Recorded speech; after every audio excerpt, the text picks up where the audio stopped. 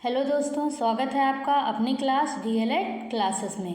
दोस्तों, हम डीएलएड के सेकेंड एंड फोर्थ सेमेस्टर के सब्जेक्ट इंग्लिश को पढ़ रहे हैं, जिसमें से टेंस टॉपिक दिया हुआ है। और आज हम पढ़ रहे हैं टेंस का प्रेजेंट परफेक्ट टेंस, जिसके अफर्मेटिव और निगेटिव सेंटेंस हो चुके हैं। आज हमारा है इंट्रोगेटिव सेंटेंस। तो चलिए देख लेते हैं इंट्रोगेटिव सेंटेंस कैसे बनते हैं। इंट्रोगेटिव सेंटेंस में होता है प्रश्नवाचक वाक्य। तो प्रश्नवाचक वाक्य ऐसे वाक्य जिसमें आपके प्रश्न पूछे जाते हैं।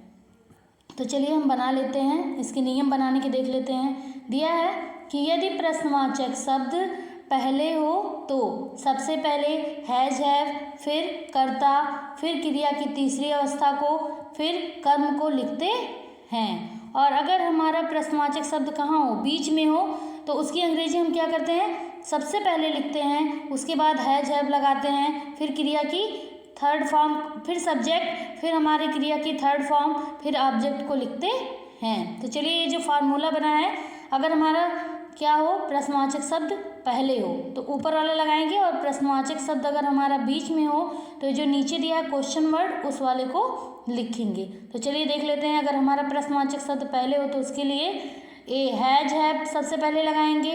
कर्ता के अनुसार अगर हमारा कर्ता एक वचन है तो हैज लगाएंगे सबसे पहले, और अगर हमारा कर्ता बहुवचन है तो सबसे पहले हैव लगाएंगे। उसके बाद हमारा सब्जेक्ट यानी कर्ता को लिखेंगे, फिर क्रिया की तीसरी अवस्था को लिखते हैं, उसके बाद वर्ब का थर्ड फॉर्म, उसके बाद हम कर्म यानी ऑब्जेक्ट को लिख देते हैं, और लास्ट में प्रश्नवाचक चिन्ह अवश्य लगाते हैं। तो चलिए देख लेते हैं कि अगर हमारा प्रश्नवाचक शब्द बीच में आए तो क्या करते हैं। इससे पहले हम पढ़ चुके हैं कि अगर हमारा प्रश्नवाचक शब्द बीच में आता है तो उसकी अंग्रेजी हम क्या करते हैं, सबसे पहले लिखते हैं। जैसे यहाँ पे दिया हुआ है ना क्वेश्चन वर्ड माने प्रश्नवाचक शब्द, उसकी अंग्रेजी सबसे पहले लिखते हैं। उसके बाद कर्ता के अनुसार हैज हैव, यानी कर्ता हमारा एक वचन है तो हैज, और अगर कर्ता हमारा बहुवचन है तो हैव का प्रयोग करते हैं। फिर कर्ता को लिखते हैं यानी सब्जेक्ट को लिखते हैं, फिर वर्ब के थर्ड फॉर्म का प्रयोग करते हैं, और ऑब्जेक्ट को लिखकर अंत में प्रश्नवाचक चिन्ह लगा देते हैं। तो ये हमारे प्रेजेंट परफेक्ट टेंस के इंट्रोगेटिव सेंटेंस बनाने के नियम थे, और इसका फार्मूला दिया हुआ है कि कैसे हम लोग को रखना है। चलिए इस पे हम लोग क्या करते हैं, कुछ टेंस को बना के देख लेते हैं कि हमारा बनता कैसे है। एग्जाम्पल जैसे दिया है हमारा, राम घर क्यों जा चुका है। तो देखिए क्यों हमारा प्रश्नवाचक शब्द है और कहाँ पे आया है, बीच में आया है। क्यों क्या कर रहा है, क्यों यानी प्रश्न पूछ रहा है, तो ये कहाँ बीच में आया है, तो इसकी अंग्रेजी हम सबसे पहले लिखेंगे। ये हमारा दूसरा वाला जो नियम है वो हमारा इस पर काम करेगा। तो दिया है क्वेश्चन वर्ड सबसे पहले, तो इसलिए हम प्रश्नवाचक शब्द सबसे पहले लिखेंगे। उसके बाद अगर हमारा कर्ता देखिए राम है तो उसके अनुसार हम क्या लगाएंगे, हैज हैव में से हैज को लगा देते हैं। फिर हम क्या लिखेंगे, राम यानी कर्ता को लिखेंगे। फिर क्रिया की तीसरी अवस्था गो वेंट गॉन होता है जाने की अंग्रेजी, तो गॉन में उसका थर्ड फॉर्म है, उसको लिख देते हैं। फिर उसके बाद टू होम, तो राम घर क्यों जा चुका है, इसकी अंग्रेजी हो जाएगी why has Ram gone to home, और अंत में प्रश्नवाचक चिन्ह अवश्य लगाइएगा। प्रश्नवाचक जो सेंटेंस होते हैं उसमें प्रश्नवाचक चिन्ह बहुत ही इम्पॉर्टेंट होता है लगाना। क्या सीता खाना बना चुकी है, ये हमारा दूसरा वाक्य है जिसका हमको इंग्लिश में ट्रांसलेट करना है।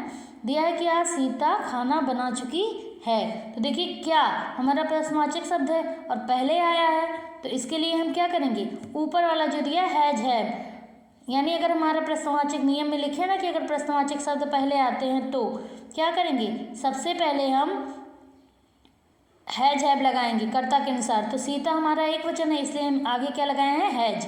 फिर कर्ता यानी सब्जेक्ट को लिखते हैं, सीता हो जाएगा। फिर क्रिया काम कौन सा हो रहा है, खाना बनाने का, कुक मीन होता है खाना बनाना, उसकी थर्ड फॉर्म हो जाएगी कुक्ड, और ऑब्जेक्ट हमारा क्या हो जाएगा, फूड, और लास्ट में प्रश्नवाचक चिन्ह हो जाएगा हैज सीता कुक्ड फूड, क्या सीता खाना बना चुकी है। ये इसका इंग्लिश ट्रांसलेशन था। चलिए तीसरे वाक्य को देख लेते हैं। दिया हुआ है तुम पेन कब खरीद चुके हो, तो कब प्रश्न कर रहा है ना कि कब खरीदे हो पेन, तो कब कहाँ पे है, बीच में है, तो इसकी अंग्रेजी हम कहाँ लिखेंगे, सबसे पहले। नियम में लिखे हैं कि अगर प्रश्नवाचक शब्द बीच में आए तो उसकी अंग्रेजी सबसे पहले लिखते हैं। तो व्हेन मीन होता है कब, इसको सबसे पहले लिखेंगे। फिर देखिए यहाँ हमारा जो कर्ता है तुम है, जानते हैं हम कि अगर आई, यू, दे ये सब आए तो हमारे बहुवचन होते हैं, इसलिए हेल्पिंग वर्ब में क्या लगाएंगे, हैव लगाएंगे। फिर कर्ता है यानी सब्जेक्ट यू हो जाएगा। फिर हमारी क्रिया की थर्ड फॉर्म बाई माने होता है खरीदना, उसकी थर्ड फॉर्म होती है ब्रॉट। और फिर हो जाएगा पेन।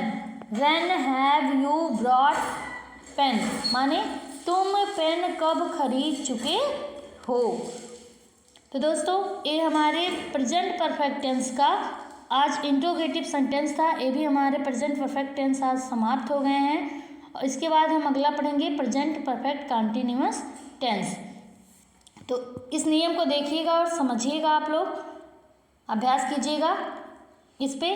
तो अगर आपको अच्छा लगा वीडियो तो लाइक कीजिएगा, सब्सक्राइब कीजिएगा और शेयर कीजिएगा।